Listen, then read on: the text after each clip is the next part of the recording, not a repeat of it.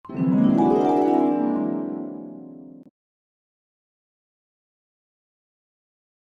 لله وحده والصلاة والسلام على من لا نبي بعده وعلى آله وصحبه ومن اتبع هداه إلى يوم القيامة. أما بعد, kita panjatkan puja dan puji syukur kehadirat Allah Subhanahu wa taala. Pada kesempatan malam yang berbahagia kali ini, hari Rabu malam Kamis, tanggal 19 Dzulqa'dah 1447 Hijriah, atau yang bertepatan dengan tanggal 6 Mei 2026, kita masih kembali diberi kekuatan, kesehatan, hidayah, serta taufik dari Allah Jalla wa'ala, sehingga kita bisa kembali menghadiri pengajian rutin tafsir Al-Quran di Masjid Agung Darussalam Purbalingga. Kita berharap semoga Allah Ta'ala melimpahkan kepada kita semuanya ilmu yang bermanfaat, sehingga bisa kita amalkan sebagai bekal untuk menghadap kepada Allah Jalla wa'ala. Allahumma amin. Salawat dan salam semoga senantiasa tercurahkan kepada junjungan kita Nabi Agung Muhammad sallallahu alaihi wasallam, kepada keluarganya, sahabatnya, dan umatnya yang setia mengikuti tuntunannya hingga akhir nanti. Seperti biasanya, sebelum kita memasuki materi hari ini, kita akan membaca sebagian dari ayat-ayat yang termaktub dalam surat yang mulia, surat Abasa. Semoga Allah Subhanahu wa taala memberkahi majlis kita. A'udzu billahi minasy syaithanir rajim.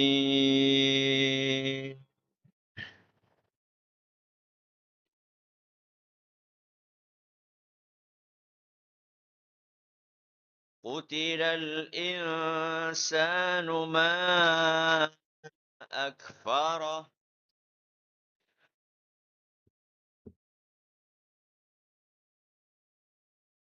Min ayyi syai'in khalaqah. Min nutfatin khalaqahu faqaddarah.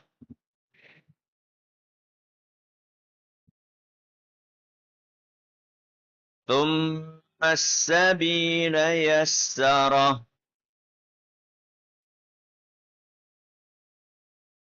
ثم أماته فأقبره.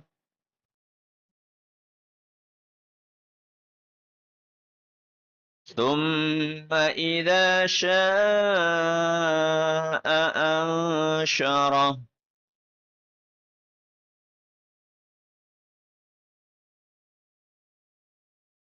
كلا لما يقض ما أمره.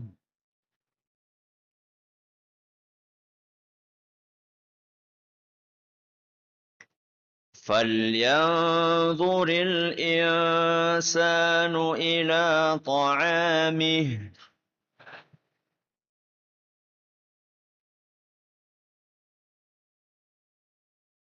أنا صببنا الماء صبا.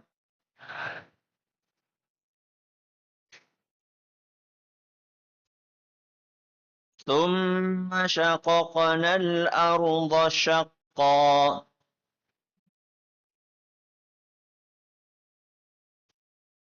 فأنبتنا فيها حبا.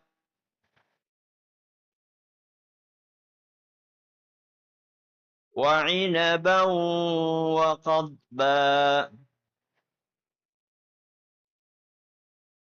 وزيتونا ونخلا وحدائق غلبا وفاكهة وأبا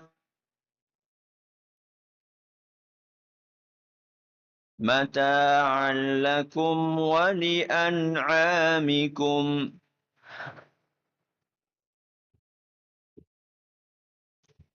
Para hadirin dan hadirat sekalian, serta para pendengar dan pemirsa rahimani wa rahimakumullah.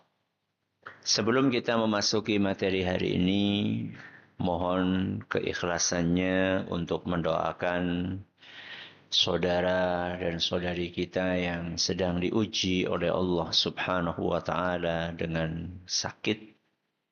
Semoga Allah Subhanahu wa taala melimpahkan kesabaran kepada mereka, mengaruniakan pahala yang melimpah dan juga mengaruniakan kesembuhan total bagi mereka.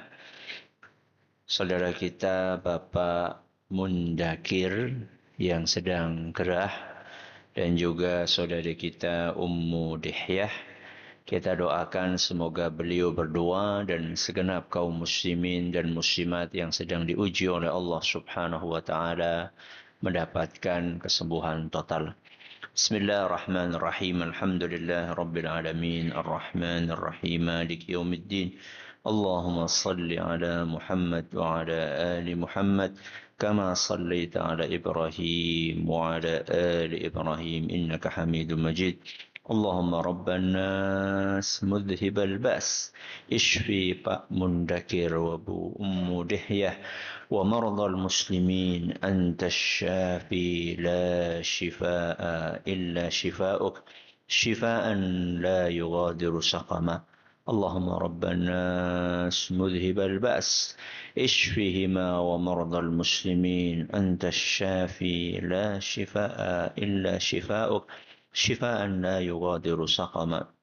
اللهم رب الناس مذهب البأس اشفهما ومرضى المسلمين أنت الشافي لا شفاء إلا شفاؤك شفاء لا يغادر سقما. وآخر دعوانا الحمد لله رب العالمين. Pada pertemuan yang lalu kita telah mengawali pembahasan tentang tafsir ayat ke-19. Apa bunyinya? Min nutfatin khalaqahu faqaddarah. Allah Subhanahu wa taala menciptakan manusia dari setetes mani faqaddarahu. Kemudian Allah menentukannya. Pada pertemuan yang lalu kita baru membahas kalimat min nutfatin khalaqahu. Hari ini kita akan membahas makna faqaddarahu. Ketika kita melihat keterangan yang disampaikan oleh para ulama tafsir, maka kita akan dapatkan bahwa mereka berbeda pendapat di dalam menafsirkan makna faqaddarahu. Namun, perbedaan itu bukan perbedaan yang saling bertentangan. Bukan perbedaan yang kontradiktif.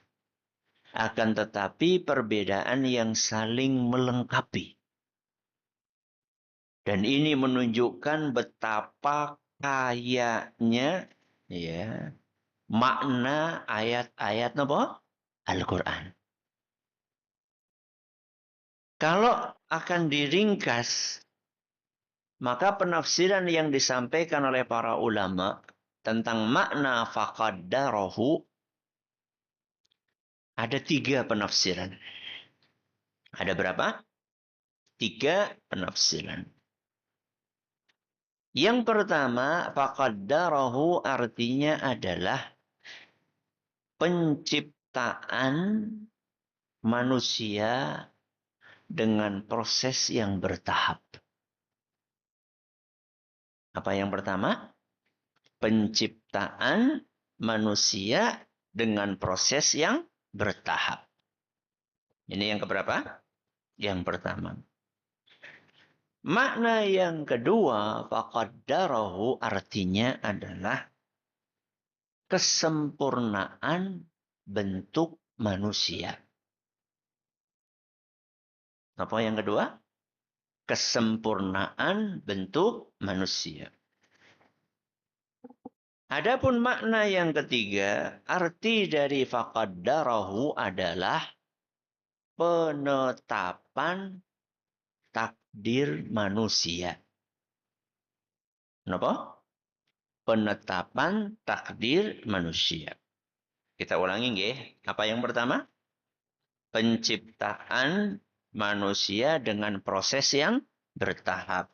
Yang kedua, kesempurnaan bentuk manusia. Dan yang ketiga, penetapan takdir manusia.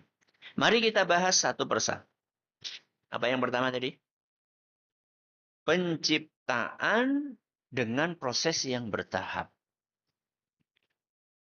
Jadi Allah Subhanahu wa taala ketika berfirman min nutfatin khalaqahu.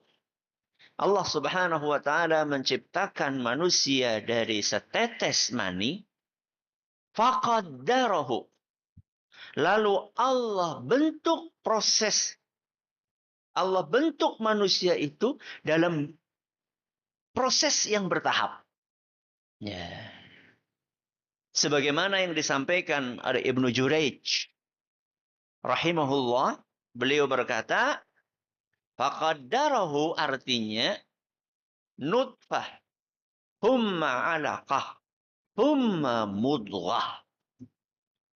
Allah menciptakan manusia mulai dari setetes cairan, kemudian menjadi segumpal darah, lalu menjadi segumpal daging, begitu seterusnya sampai menjadi bentuk yang sempurna. Dan ini selaras dengan apa yang disampaikan oleh Nabi kita Muhammad sallallahu alaihi wasallam dalam sebuah hadis yang diriwayatkan oleh Imam Bukhari dan Muslim, di mana beliau sallallahu alaihi wasallam bersabda, inna ahadakum yujma'u khalquhu fi batni ummihi arba'ina yawman. Sesungguhnya kita manusia itu diciptakan oleh Allah Subhanahu wa taala tahap pertama 40 hari. Pinten? 40 hari. Berarti berapa bulan? 1 bulan 10 hari. Thumma yakunu fi dzalika 'alaqatan mithla dzalik. Kemudian setelah itu kita dibikin oleh Allah bentuknya menjadi alaqah, segumpal darah. Selama 40 hari juga. 40 tambah apa? 40. Berarti berapa? 80. Thumma yakunu fi dzalika mudghatan mithla dzalik. Setelah itu kita diubah oleh Allah bentuknya dari segumpal darah menjadi segumpal daging selama 40 hari lagi. Berarti berapa hari? 120. 120 berarti berapa bulan? 4 bulan. Setelah jadi daging itulah kemudian ditiupkan ruh. Berarti proses penciptaan kita di perut ibu kita niku mboten ujuk-ujuk. Enggak ujuk-ujuk tuing. Langsung gede. Jadi bayi. Jadi nggak ujuk-ujuk perut. Kenapa?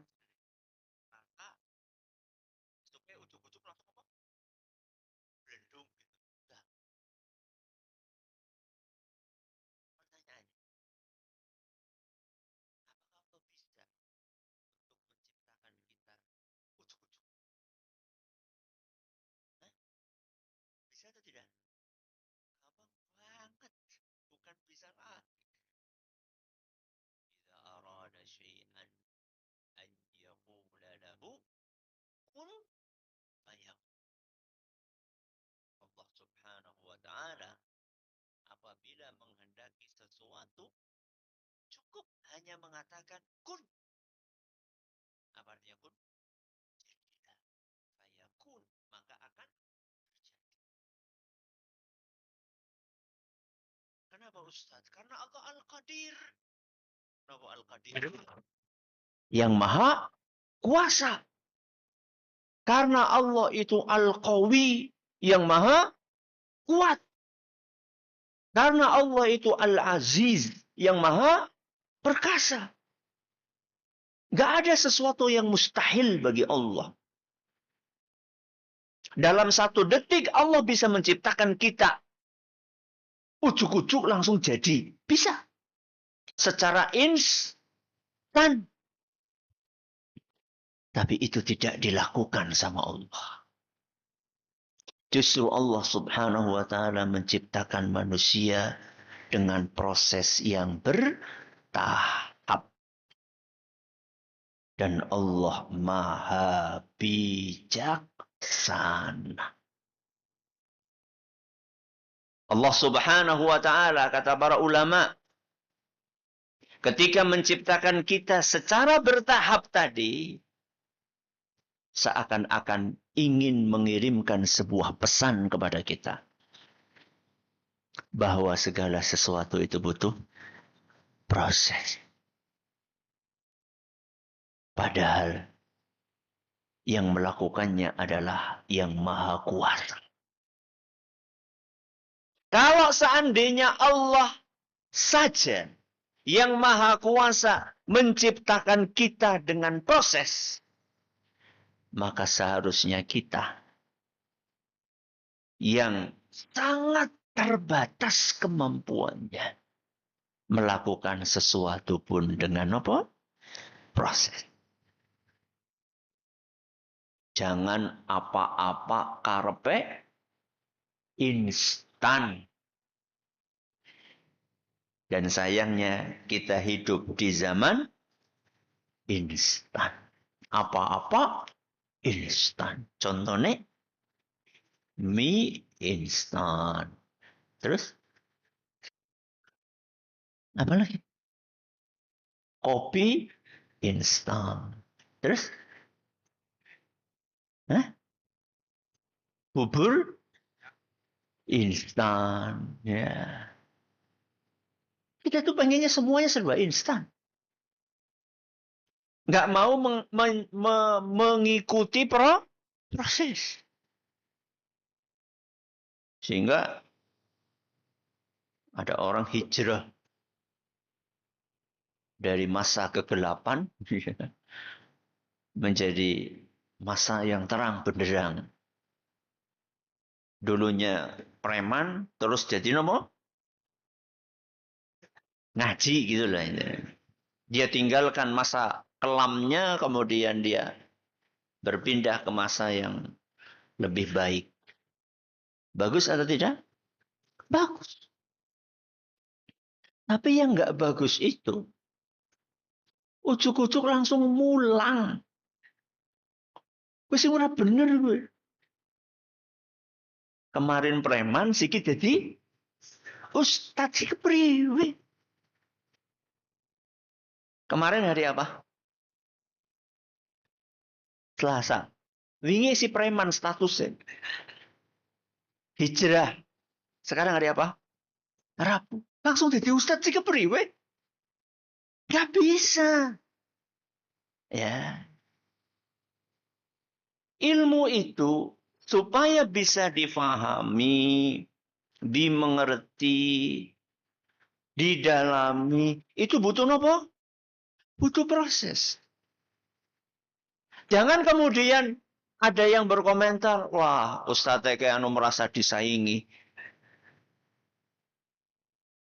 Bukan masalah disaingi. Ini ada orang tidak mengikuti proses. Dan itu menyalahi sunnatullah. Pernah kita bahas di ketika Ramadan. Ya, saat itu kita di kuliah taraweh. Ya, kita menyampaikan beberapa contoh sunnatullah di alam semesta ini. Salah satunya adalah proses tadi. Ya. Dapat ilmu butuh apa? Proses. Ya. Orang berubah dari buruk menjadi apa? Baik. Juga butuh apa? Proses. Maka jenengan jangan tergesa-gesa. Ya. Mungkin ada di antara kita yang Masya Allah punya pasangan ya. Entah itu suami, entah itu istri. Masih dalam proses untuk menjadi baik. Ya. Untuk menjadi apa? Baik. Awalnya tidak menutup aurat. Kemudian ingin apa? Hijrah menutup aurat. Awalnya senengnya wudud. Ya. Terus ngaji. Pengen apa? Meninggalkan rokok. Ya.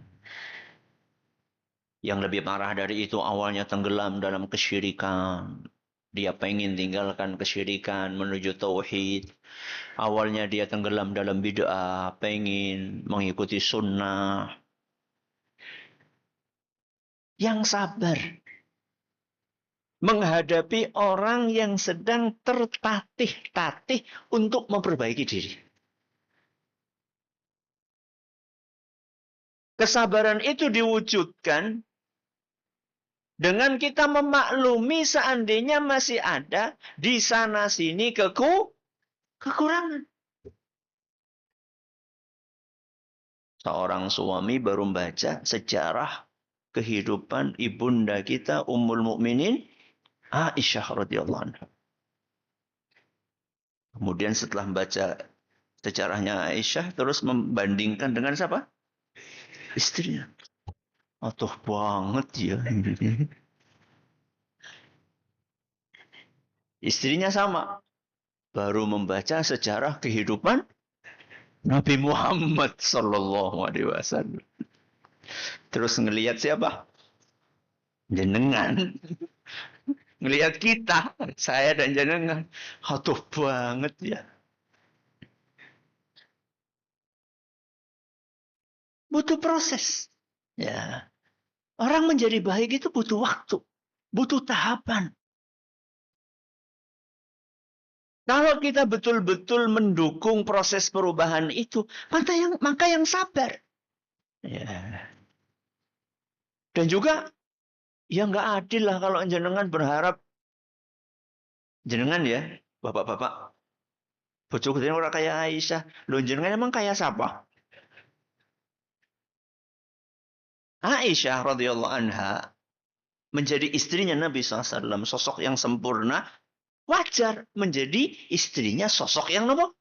Sempurna juga. Loh kita sempurna. Wah, terlampau banyak nopo kekurangannya sehingga ya wajar nek bojone ya banyak kekurangannya. Kan cocok, Mbok. Ini bukan untuk membenarkan, nggih.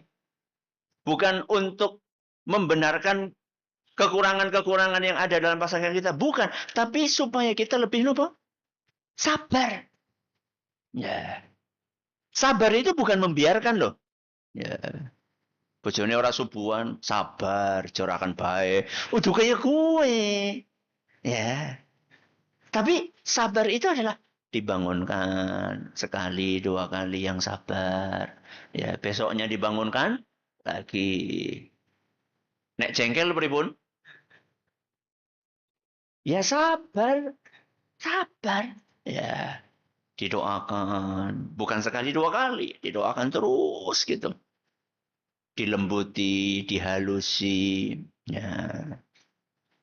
Jadi kalau Allah subhanahu wa ta'ala saja menciptakan manusia secara bertahap dalam proses, masa kita manusia tidak mau menjalani apa? Proses. Siapa sih kita?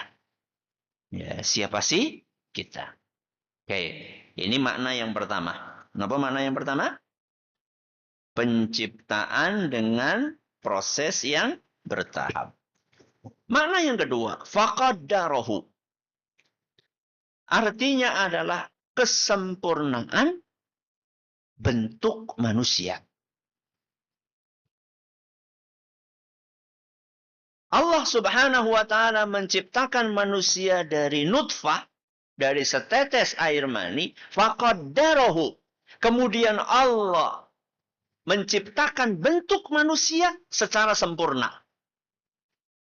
Padahal dari setetes air. Penafsiran ini disampaikan oleh Al-Kalbi rahimahullah. Kata beliau, qaddara khalqahu wa ra'sahu wa ainaihi wa yadaihi wa rijlaihi. Allah subhanahu wa ta'ala menciptakan manusia, kepalanya ada dua, matanya ada dua, tangannya ada dua, kakinya. Jadi Allah subhanahu wa ta'ala menciptakan manusia dengan ukuran yang sempurna. Anggota tubuhnya proporsional. Tangan ya dibikin sama Allah berapa? Dua. Ukurannya proporsional. Ya. Panjangnya sama. Ya. Walaupun mungkin dari sisi kekuatan biasanya lebih kuat nopo? Yang kanan. Tapi ukurannya sama. Ya, padahal Allah Azza wa Jalla mampu atau tidak ujuk-ujuk membuat manusia tangannya si jine lebih panjang. Mampu. Mampu. Allah ciptakan kita dengan dua tangan yang sempurna.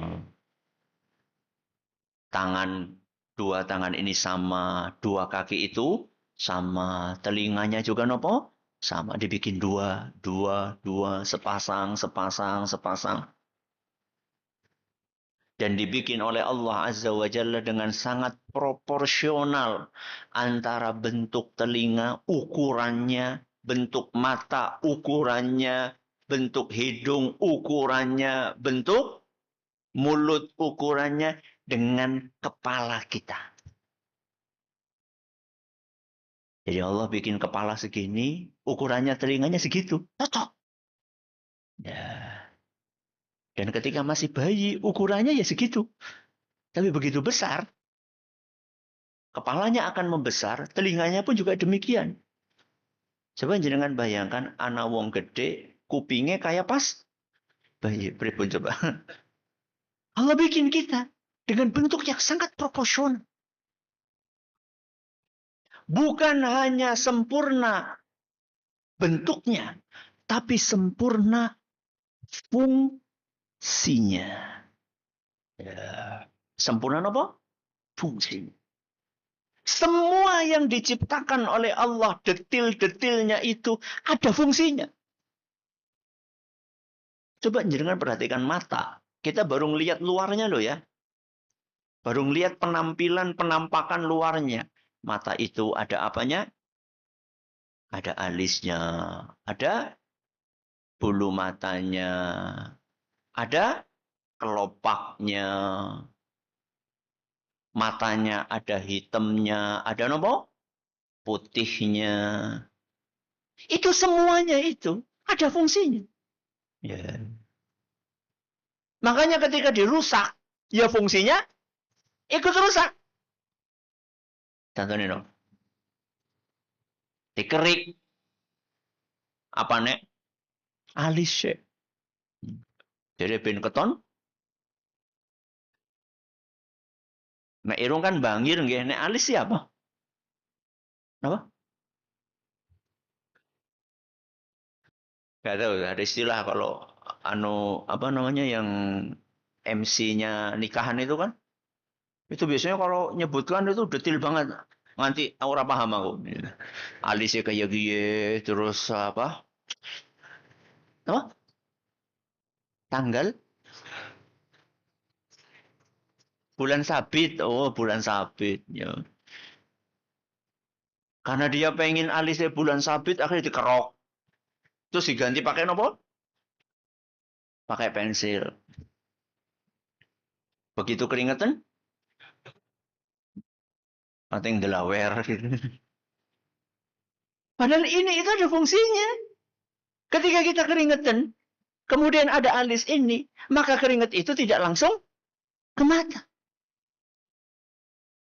Sama alis ini diarahkan supaya keringatnya itu ke samping. Sehingga tidak mengganggu mata kita. Jadi setiap detail itu ada fungsinya. Waduh, bulu matanya orang lentik. Pasang apa? Bulu mata palsu. Orang cocok. Nggak cocok.